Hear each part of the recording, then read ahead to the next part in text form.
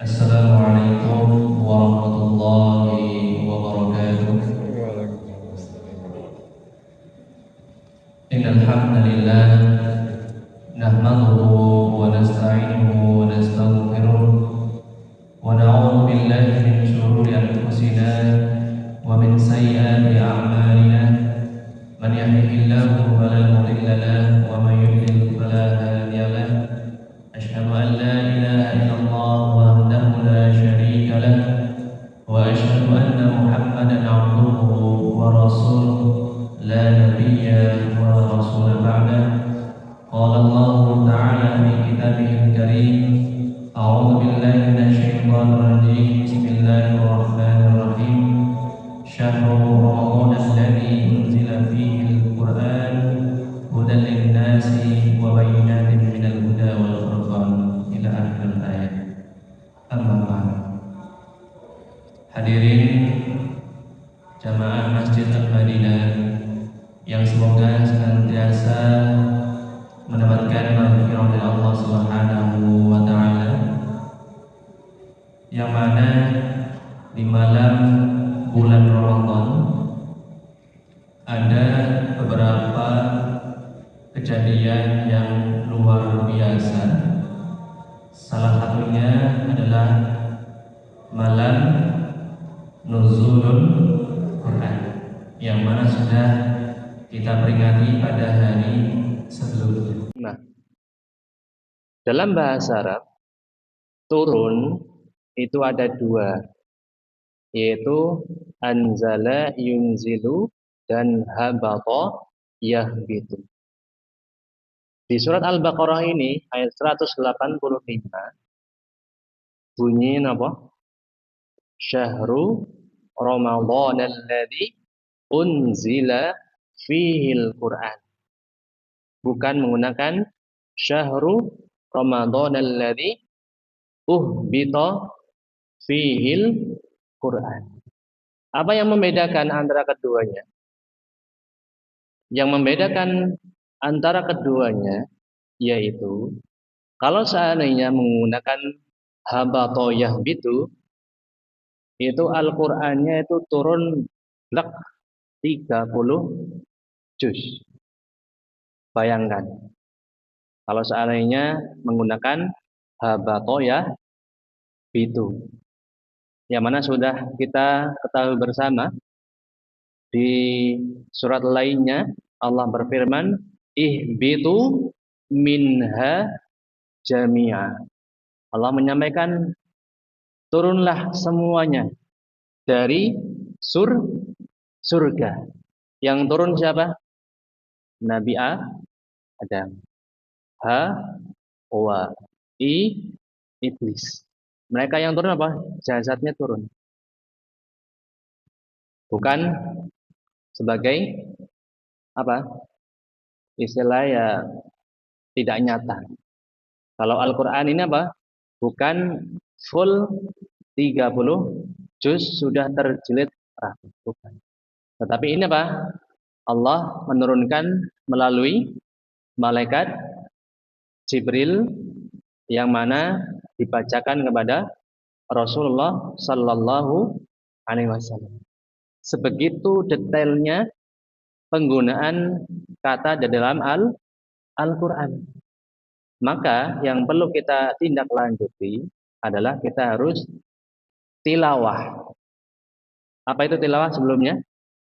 Membaca, mendalami, terus mempraktekkan apa yang sudah kita pahami sebelumnya. Itu walaupun hanya satu ayat tidak apa-apa. Satu ayat dalam setahun berarti berapa ayat? 365 ayat kurang lebih. Dalam Al-Quran ada berapa ayat? 6.236 kurang lebih, atau 63. Maka kalau seandainya kita sudah berniat di dalam hati kita masing-masing untuk mendalami ayat Al-Quran ayatan fa ayatan, satu ayat, mungkin satu hari satu ayat, insya Allah lebih mengena kepada hati kita masing-masing. Bahwasanya sebelum Rasulullah Shallallahu Alaihi Wasallam diutus sebagai Rasul, di mana di sekitar Ka'bah adalah orang-orang yang sangat tertutup, berada di dalam kejahiliahan, perbuatan yang kurang baik merajalela. Maka ketika Allah utus Rasulullah Shallallahu Alaihi Wasallam dengan kitab sucinya nama Al-Quran, yang awalnya umat jahiliyah menjadi umat khairul ummah, umat yang terbaik. Kalau kita bayangkan, kenapa tidak diberikan mukjizat yang lain dari nabi sebelumnya? Barangkali berupa tongkatnya Nabi Musa atau mukjizat Nabi Isa dan lain sebagainya. Tetapi hanya apa? Al-Quran. Yang mana Al-Quran itu sebagai pedoman hidup manusia. Bukan hanya untuk agama Islam saja, tetapi seluruhnya. Li jami'in nas, untuk seluruh manusia. Al-Quran sebagai manhaj, Al-Quran sebagai pedoman hidup manusia. Siapa yang berpegang teguh kepada Al-Quran, insya Allah hidupnya tidak akan tersesat. Orang dahulu ketika belum mengenal Al-Quran, bagaimana akhlak mereka? Jauh dari kebaikan. Setelah mengenal Al-Quran, kebaikannya luar biasa. Apalagi Umar bin Khattab nih. Sebelum menjadi mu'alaf, orang yang memeluk agama Islam, selalu memusuhi siapa? Ajaran Rasulullah Muhammad sallallahu alaihi wasallam. Setelah masuk agama Islam, Umar adalah orang pertama yang membela kalau ada musuh Rasulullah sallallahu alaihi wasallam yang awalnya menjadi pembegal menjadi juru selamat.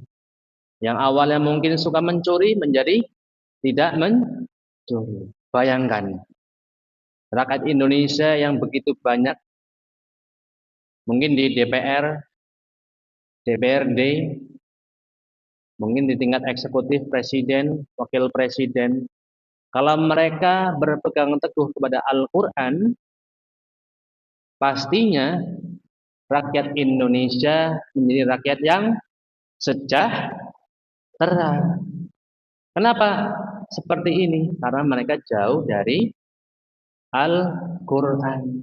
Karena Al-Quran sebagai pedoman hidup manusia. Yang ada adalah Al-Quran hanya untuk janji. Saya akan melaksanakan tugas dengan sebaik-baiknya. Setelah selesai janji tersebut dan resmi menjadi dewan dan lain sebagainya, kemudian apa? Mereka ingkar.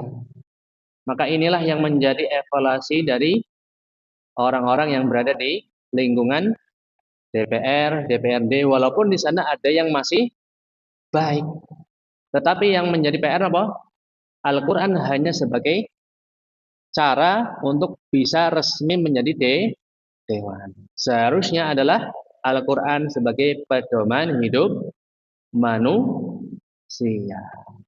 Mungkin itu saja yang dapat kami sampaikan. Kurang lebihnya mohon maaf. Marilah kita semuanya untuk senantiasa dekat dengan Al-Quran, bukan hanya di bulan Ramadan saja, tetapi di bulan-bulan selanjutnya kita juga perlu untuk mendekat kepada Al-Quran. Subhanakallahumma wa bihamdika asyhadu an la ilaha illa anta astaghfiruka wa atubu ilaik. Wa akhiru da'wana alhamdulillahi rabbil alamin. Assalamualaikum warahmatullahi wabarakatuh.